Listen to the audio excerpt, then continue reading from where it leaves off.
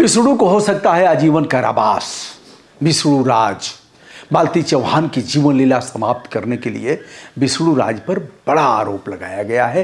मालती के पिता दीपचंद ने जो अपराध पंजीकृत कराया है, एक अपराध तो दर्ज हो गया है और दूसरा अपराध अभी दर्ज होना बाकी है।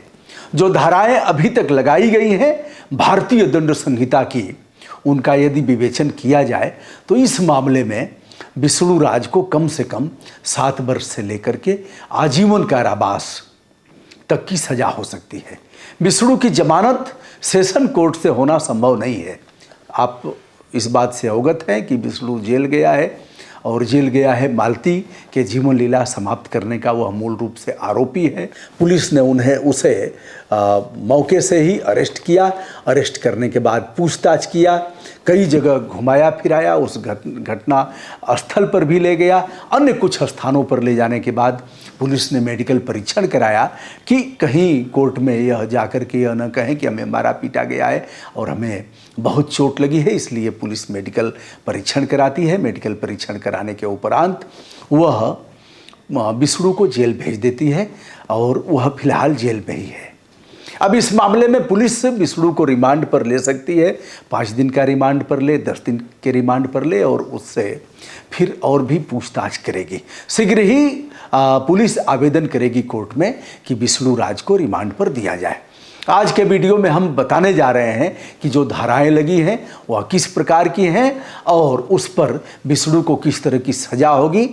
विष्णु के बाद अब नंबर अर्जुन का भी है, जिसे पुलिस शीघ्र ही दबोचेगी, क्योंकि जो दूसरा अपराध दर्ज करने के लिए तहरीर दिया गया है मालती के पिता अर्जुन के तरफ से, वह उसमें बताया गया है कि अर्जुन और एक जो विष्णु की मित्र थी, कोई महिला मित्र थी वह, और किसी और नौजवान का उल्लेख किया गया है।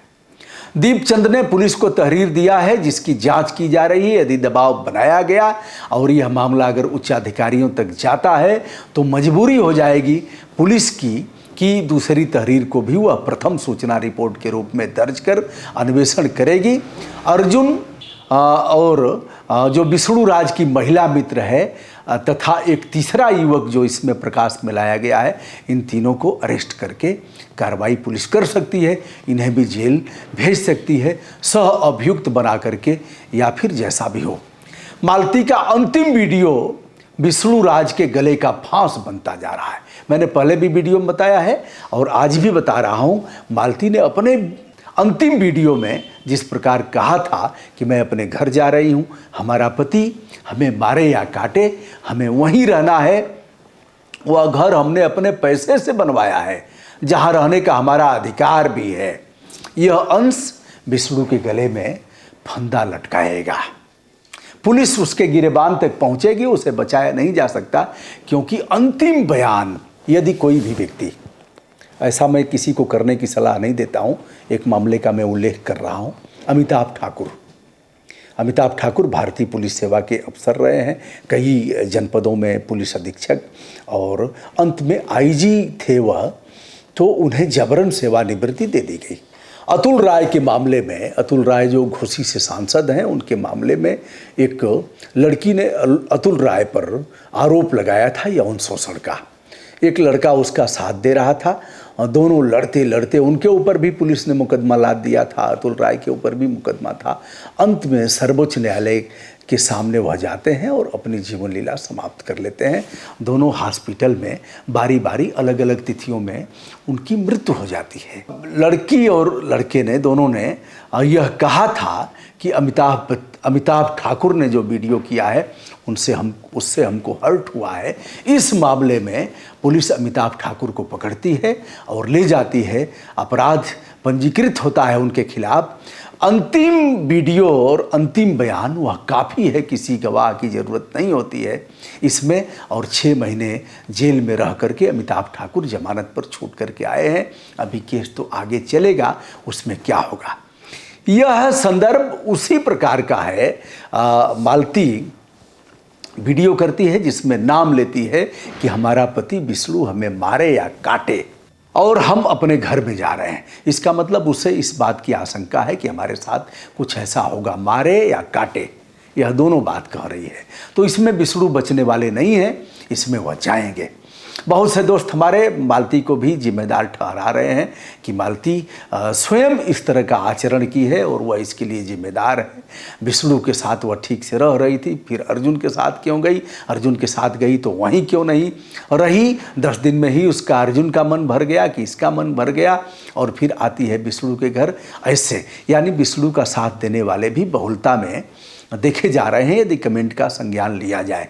एक और नाम आ रहा है गोरखपुरिया भौजी का। मैंने उस पर कोई अध्ययन नहीं किया है, ना हमने उसकी जानकारी किया है, लेकिन जो लोग इसमें आरोपी हो सकते हैं उनकी बात मैं बता रहा हूं। 22 नवंबर बुधवार की रात एक दुखद अंत के रूप में इन लोगों के कुकृत्य के कारण मालती का जीवन समाप्त हो गया।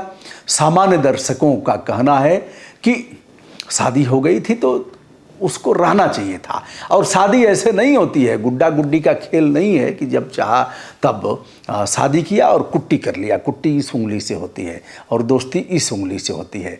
बचपन में हम लोगों ने सीखा था, क्या सत्यता है मुझे नहीं पता, लेकिन कुट्टी करते थे हम लोग तो इस उंगली से करते थे।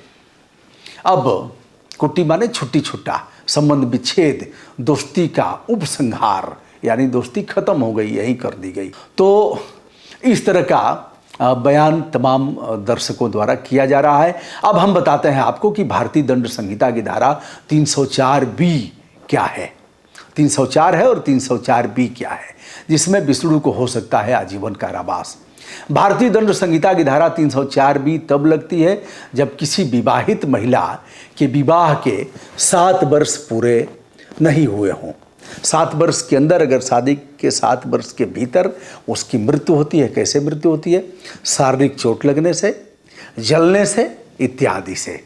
अगर महिला अपने पति, रिश्तेदार और परिवार के लोगों पर उत्पीड़न की घटना को प्रकाश में पहले से लाया है तो यह सजा 7 साल से लेकर आजीवन कारावास तक की हो सकती है।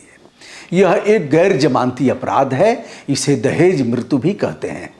दोस्तों, जैसा कि यदि महिला ने पूर्व में संज्ञान में लाया है पुलिस में, ऐसे भी अन्य साक्ष्य के माध्यम से, तो इस मामले में मालती ने जो वीडियो किया है, अंतिम वीडियो, उसके पहले के जो वीडियो हैं, उससे यह सिद्ध हो रहा है कि विष्णु उसे प्रताड़ित कर रहा था। यह पर्याप्त है और ऐसे मामले में उसे आजीवन कारावास तक की सजा मिल सकती है। अब देश के सबसे बड़े न्यायालय, सर्वोच्च न्यायालय ने कहा है दहेज हत्या के लिए आरोपी को शीघ्र सजा दिलाने के लिए सर्वोच्च न्यायालय जोर दे रहा है और कह रहा है कि शीघ्र सजा मिलने से, कठोर सजा मिलने से समाज में एक अच्छा संदेश जाएगा और ऐसी घटना करने से पहले लोगों को 100 बार सोचना पड़ेगा। यह दहेज हत्या का मुकदमा है। फिलहाल विष्णु जेल में है और अगर 302 का मुकदमा लगता है उसके ऊपर तो फिर और भी गंभीर स्थिति पैदा होगी। संत कबीर नगर के महोली थाना क्षेत्र की पुलिस इस मामले में अपनी कार्रवाई पहले ही विष्णु और अर्जुन पर कर ली है। दोनों को उसने दंड प्रक्रिया संहिता की धारा 151 के तहत निरुद्ध करके दोनों को मजिस्ट्रेट के सामने प्रस्तुत किया था, जहां से मुचलके पर जमानत करा करके दोनों बाहर आए हैं। वह केस अभी भी इन लोगों के ऊपर चल रहा है और इस मामले में जो पोस्टमार्टम रिपोर्ट आई है उसमें फंदा कसने से मालती की जीवन लीला समाप्त हुई है, जिसे आपने जान लिया है। अब जब 302 का मुकदमा दर्ज होता है, इस केस में विष्णु, उसके परिवार के अन्य लोग, विष्णु की मां ज्ञानमती इत्यादि को भी सह आरोपी बनाया जा सकता है। मालती के पिता दीपचंद द्वारा दी गई दूसरी तहरीर में विष्णु के संपर्क में रहने वाली एक महिला का उल्लेख किया गया है। वह महिला भी इस मामले में आरोपी बन सकती हैं। फिलहाल पुलिस अन्वेषण कर रही है और शीघ्र ही विष्णु रिमांड पर लिया जाएगा। कुछ और भी राज सामने आ सकते हैं। दोस्तों, इस घटना से हमें सीख लेनी चाहिए कि दाम्पत्य जीवन बड़ा सुखद है, बड़ा बहुमूल्य है और यह 7 फेरे लगाए जाते हैं। गुड्डा गुड्डी का खेल नहीं है कि आज तुम्हारे साथ, कल उनके साथ, कल उनके साथ। ऐसा तो विदेशों में होता है और वहीं से यह सब चीज़ें आती हैं जो लावारिस बच्चे हैं, बचपन बचाओ, यह सब विदेशों का है, हमारे भारत जैसे देश का नहीं है। तो दोस्तों, मैं हूं ब्रजभूषण दुबे, विनम्रता के साथ हमारा प्रणाम स्वीकार करें। आगे जो भी इस घटना में होगा आगे उसे मैं अपडेट करता रहूँगा और पूरे प्रमाण के साथ, जैसा कि हमारा स्वयं का विवेक है। सादर प्रणाम।